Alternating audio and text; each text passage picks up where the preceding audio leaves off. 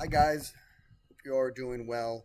It is Friday, September 22nd, and I just want to create this quick recording for you to go back to pages 19, 20, 21, and 2022 for Language Live in your workbook.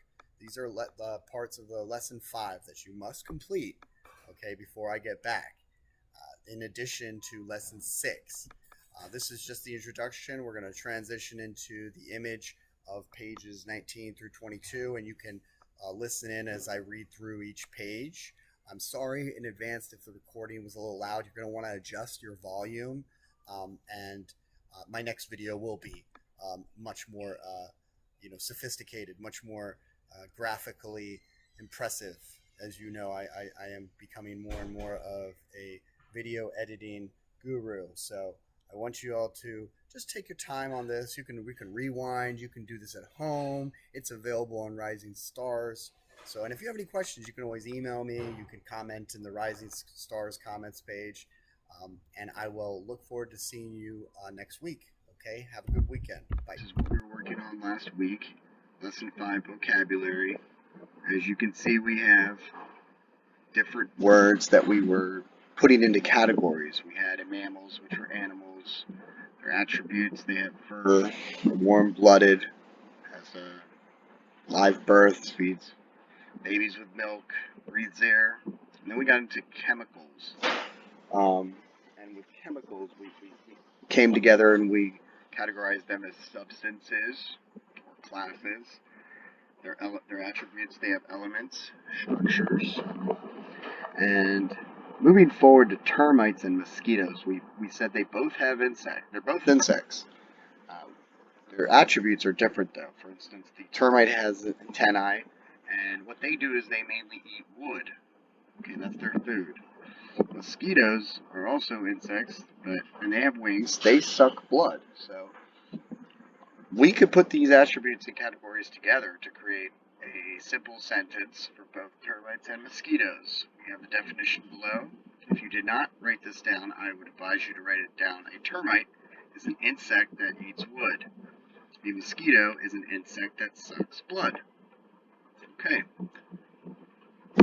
So we're going to move forward to the latter half of lesson 5 with the reading.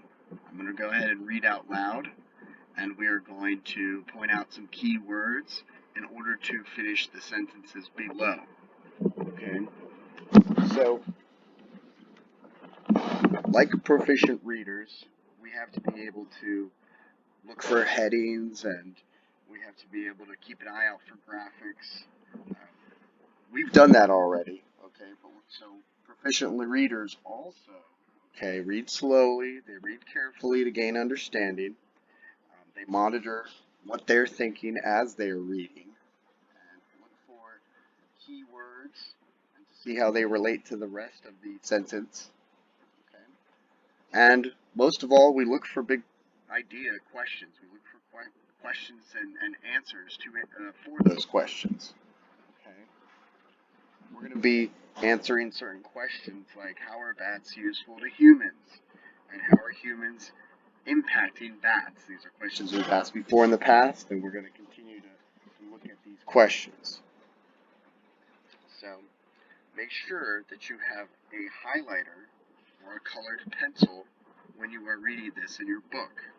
Okay, we are on page 20. So make sure that you have that. We're going to go ahead and look at the text, review it for certain features. As you can see, if you wanted to know whether this was a certain type of text, we know that it's either a literary text or an information text. And in this case, it is an informational text. It's about bats. Bats are real. They're giving us information, key facts, so it's definitely informational text. Now, let's draw a quick, if you want, you can draw a quick rectangle around about bats. Okay? Just a rectangle around the title. You can circle the headings. We've got key headings like flying and feeding. We got key heading super sonar. Now that's a vocab word that we learned about. That's how bats are able to maneuver or navigate throughout the world. That's essentially how they see.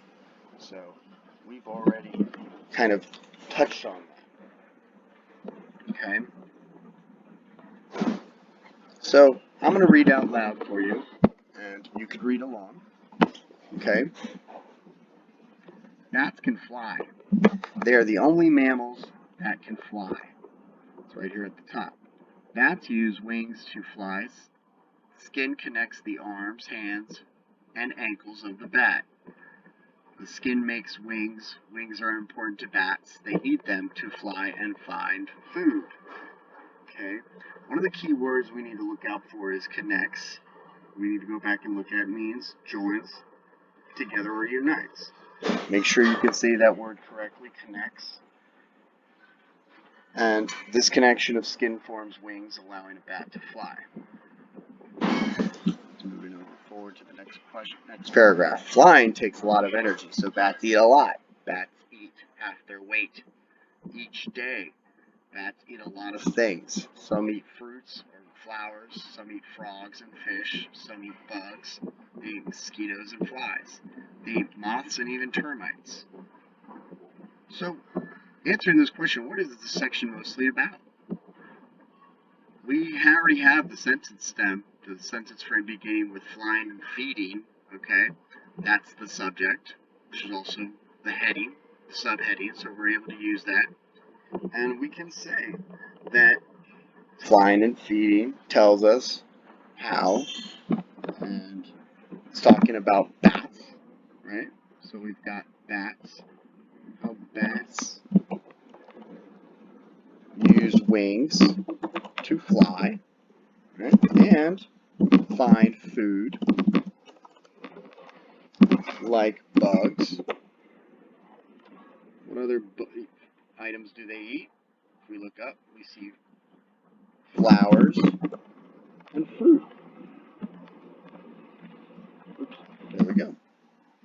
And that finishes the sentence. Flying and feeding tells how bats use wings to fly and find food like bugs, flowers, and fruit.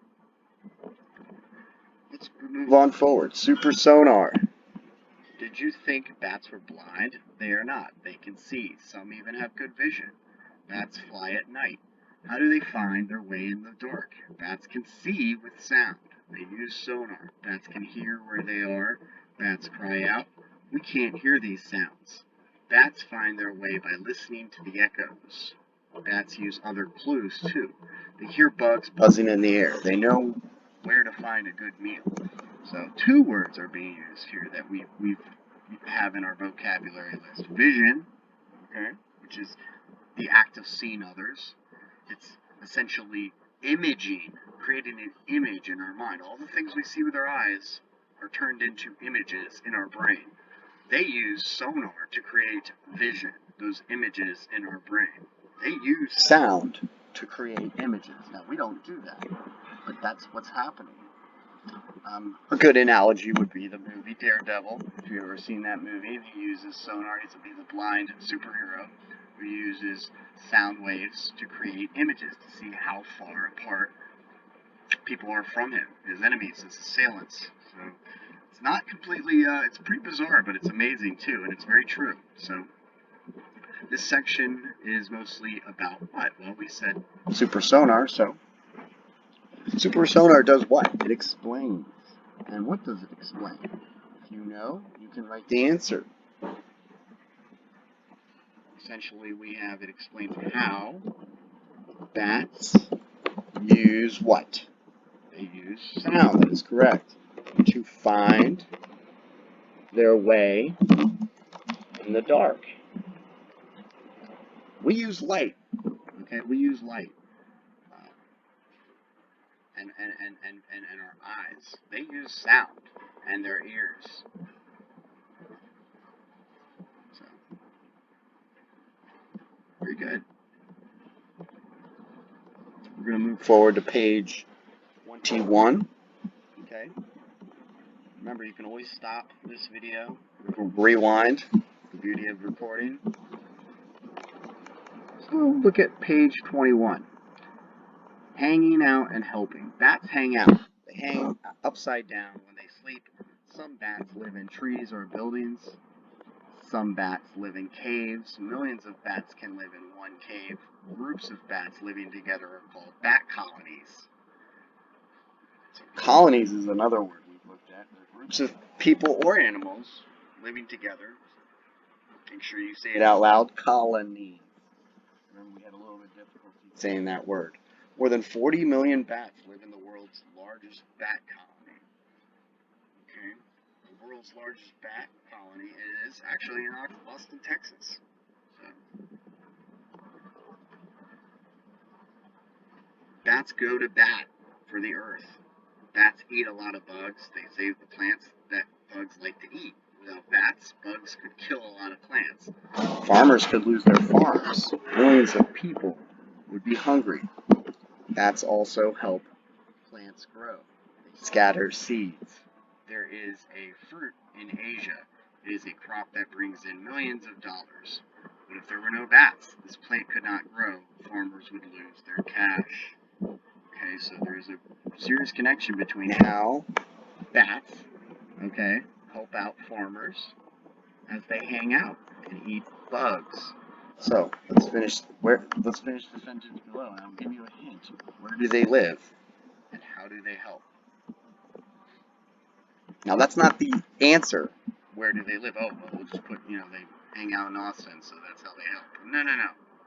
Make sure to explain what they do. Where exactly do they live in terms of the definition? Okay. So if you looked at the definition, you can remember that this section describes how bats live in where? Colonies. And help who? You got it. Farmers and others by eating bugs and scattering seeds. Okay.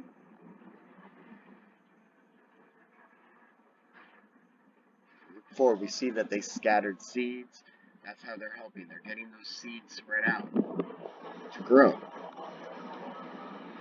Okay, last one. Bats in trouble. Today, bats are in danger from us. We destroy their homes. We interfere in their colonies. Some people have plans to help the bats. One plan shuts gates to old mines. This keeps people out. Okay? But it lets bats in. So some chemicals kill bats. There is a plan to stop using these chemicals. These plans can help everyone. Scientists teach us about bats. Others help bats live. They count bat colonies. They study bats. What can you do for bats? There's no point in finding out more about these creatures if we destroy them with ignorance and negligence, says one expert. Bats need friends. Okay, so what is this section mostly about? You can fill in the blanks to answer questions. Humans put blank in danger. We destroy their blank and disturb their blank. Scientists are trying to help bats blank. Okay? So, there are some key words, okay, to look out for. Who are humans putting in danger? Who or what are humans putting in danger? And if we destroy, okay, what exactly? You have to go back to the section. Bats are in trouble. That's what this section's about. I'm going to give you guys a chance to fill in these words, and I will check them out when we get back. And you can even take pictures of them on your iPads and send them to Rising Stars. No biggie. Remember that ignorance, okay, means lack of knowledge. It's the human's lack of knowledge that causes us to allow ourselves to hurt bats. And negligence means lack of care or concern. Some people just don't care enough. We gotta try to avoid that. All right.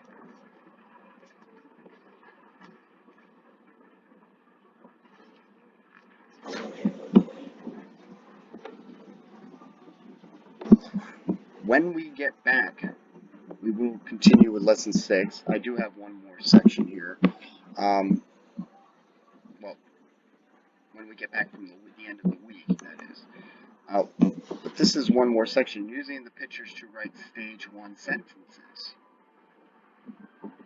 Okay?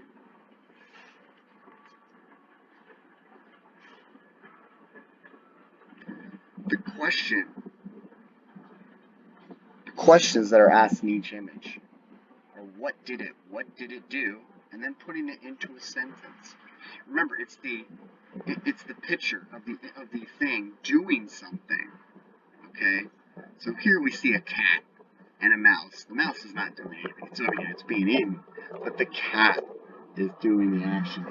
And what did the cat do? Say it maybe snagged a mouse. I'm just going to say ate. Put them together. Okay? The cat ate. And we have a simple sentence. We also have the fish. And what did the fish do? Well, it's not eating, but it is swimming. Remember, this is did is past tense. So the fish swam. The cat ate. What about the bat? Yep, that's definitely a bat. The bat. What did it do? In this case, it hung. The bat hung.